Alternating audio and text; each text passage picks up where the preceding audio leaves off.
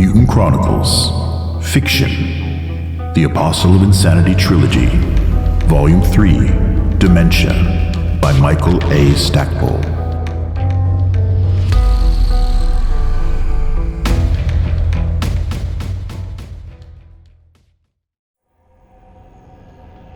Chapter 21.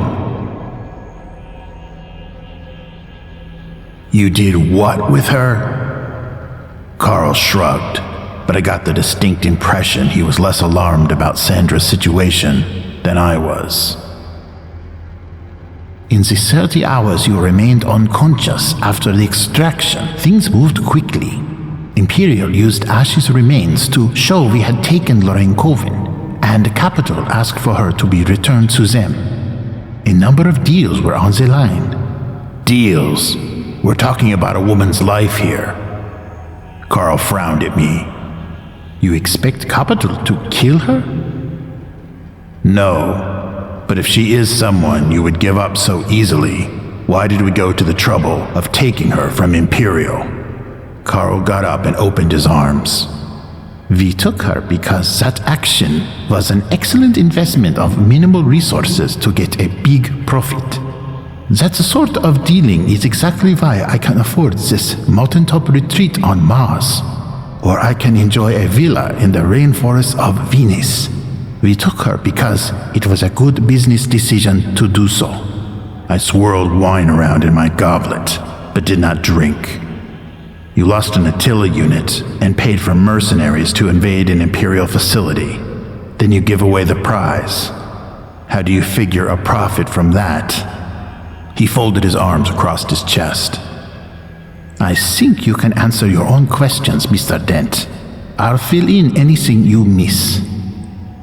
I groaned and immediately saw a lot more credits than debits on the operations balance sheet. Imperial lost personnel and suffered damage to a facility, probably enough to shut it down forever. One of their security forces was shown to have Dark Legion ties, which meant a purge of their internal security force and increasing training costs as they rebuilt their organization. They'd also have to hire freelancers to fill in for the holes left in their security outfit. And that would mean a material drain. I looked up at Carl. You told Capital that you had held on to Lorraine Coven only long enough to stabilize her, then you turned her over to them. Carl nodded. In fact, we had her evaluated by a specialist that Capital uses for their stockholders. She was able to explain she saw no evidence of alterations. Coven's rescue and return brought us an incalculable amount of goodwill from Capital. And an exposure of heretics in Imperial has likely sent shockwaves through both it and the Brotherhood. It is as if, to use an old English expression, someone kicked over an anthill. With that, and that material damage done to Imperial, I can definitely see how you think we profited. A smile slowly spread across Carl's face. You miss one very important thing we got out of this raid. Yes, he pointed at me. You are whole again. 18 months ago, we found you shortly after your body had been dumped on the streets. We identified you and put Dr. Carter on your case immediately. We knew who you were because of our interest in their security networks of other corporations, their leaders and their families. Had we not been able to harvest you, we likely would have recruited you. I'm not certain I understand. I think you do, Rex. Carl began to pace, and the table evaporated, though our goblet still hovered in the air in defiance of subreal gravity. When Cybertronic was born, I realized that we would require 3 types of individuals to make it successful. The first, those you refer to as VACs, are very easy to recruit. We could take a bored worker and by using Mark I on him, we could turn him into a productive, content, law-abiding individual. The suppression of emotions would limit creativity, but it also limited the influence of evil. Face it, to break the rules of society, one must have enough imagination to figure out how to do that, and enough ego to think you can get away with it. The second type, creative thieves, were also simple to bring into the corporation. All of the denizens of Oz leapt at the chance to have their brains enhanced and turbocharged.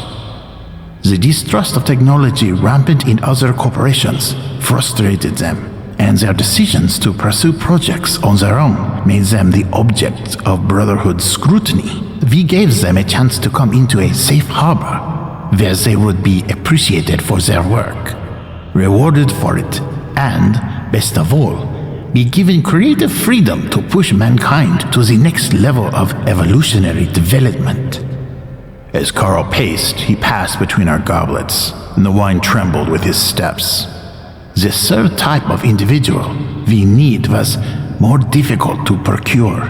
Thieves and Vax are content with their lives of isolation.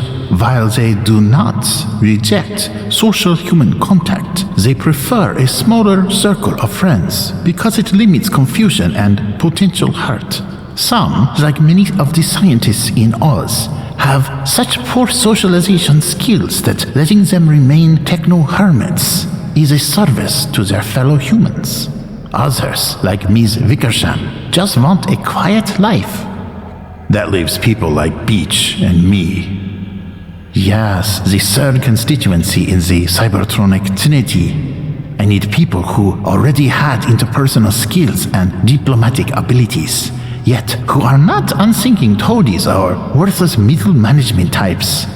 I needed people to be hard-nosed negotiators and sharp marketing strategists. I needed the sort of agent your brother made you into. Someone capable of functioning anywhere, anytime, loyal, yet capable of taking independent action that would benefit the company in the long run. Beach came to Cybertronic and offered his services to us. He saw us entering into a symbiotic relationship with him, and I have never regretted the decision in accepting his offer. Most of the rest of our diamonds, you are called that for your value and multifaceted abilities, are recruited from the ranks of the people the Brotherhood derives from other corporations. A few, like you, are salvaged at great risk and expense. What should have been clear from the beginning exploded in my brain. So the original mission of seeing my brother was a deliberate step in forcing the integration of my personalities.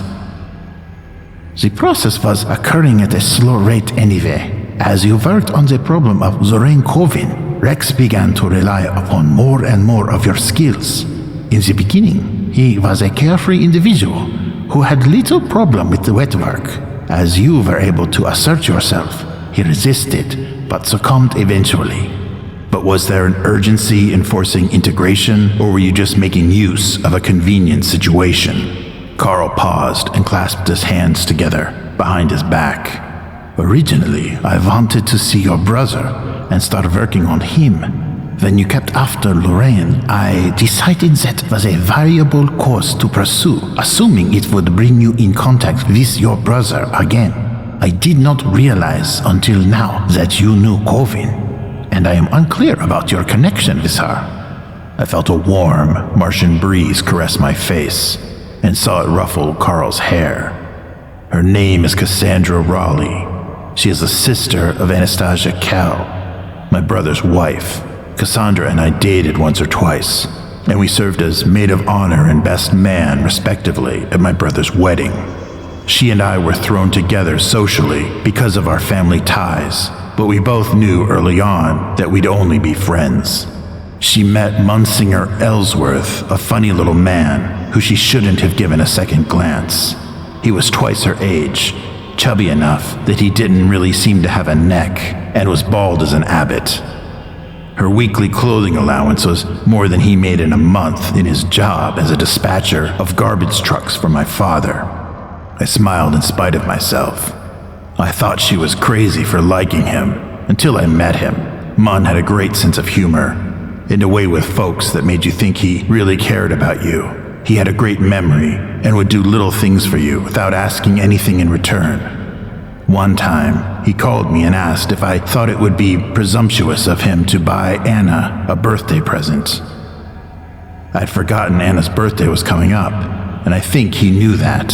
His question reminded me of it, and he even got me out of the office long enough so I could help him pick out something appropriate for her. Of course, I bought my gift for her at the same time and avoided gross embarrassment. I shook my head. Talk about your diamonds. Munn certainly was one. Carl's face echoed my smile. But he was a pauper, and she was a princess. That's it in a nutshell. Her father, Winchester Raleigh, demanded that Sandra stop seeing Munn. She refused. He threatened to cut her off completely. She told him to go ahead and do it. He threatened to destroy Munn, and that was when Sandra told her father that they had already gotten married in a civil ceremony, and she was already pregnant. Carl concentrated for a moment. This was 5 years ago. Yes, about that time. Winchester Raleigh was passed over for promotion, and Capital Consumer Products started its own new transportation company instead of continuing to do business with his division. Carl tapped his chin with a finger. Raleigh had a daughter who died at that time, which combined with the corporate defeat to give him a breakdown. At least that's what we interpreted his Martian vacation to have been. Winchester did run a bit amok. He thought he'd lost the contract because of the social stigma attached to Sandra's situation. What he missed was that his executive assistant was in bed with Compradiv's comptroller, so business biz were rigged and he lost out. His EA and the comptroller moved over to the new Compro shipping division, but Wynn saw that as a man trying to distance himself from the disaster Wynn's career had become. Wynn placed all the blame on Munn's defilement of his family. Wynn decided that Munn was wastage and needed to be dealt with. He came to my brother and asked Nick to have Munsinger and his family killed. Nick protested, saying that would result in Sandra's death too. Wynn was adamant. He said he had no daughter named Cassandra, and that those who hurt his family must pay the ultimate price. Carl smiled slowly. So you and your brother arranged for a fatal accident and shipped Lorraine Colvin and her husband off to Venus. Who better than internal security for fixing up false identification? We did it all the time for our agents. We told them we'd bring them back after Wynn calmed down or died. I fought a lump rising in my throat. The only contact we had with them came in the form of a personal ad placed in the Independent Citizen. Once a year, it admonished me to wish Anna a happy birthday. I sipped my wine and choked it past the thickness of my throat. So there was a real chance Lorraine Colvin's family might be in jeopardy in Capital's hands. In addition, Winchester could make things very difficult for my father and brother if he finds out about the deception. Over and above that, of course, I'd like to see if we can help her. Sandra would be a diamond, trust me. If we can get her back from Capital, you'll have gotten me and a brand new diamond out of the deal, doubling your profit. Interesting observation. Carl nodded slowly. I think it would be a good idea if we asked for her return. I just wish it would be more simple.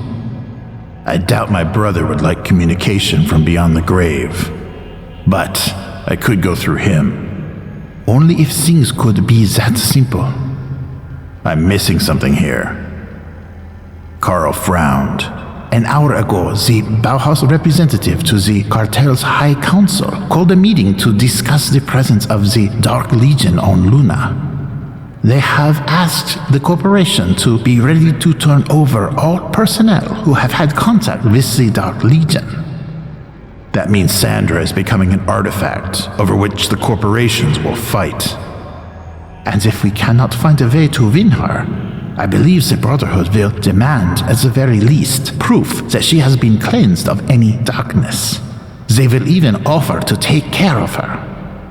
The cleansing procedure will be a success, but the patient will die. The Brotherhood is nothing if not efficient.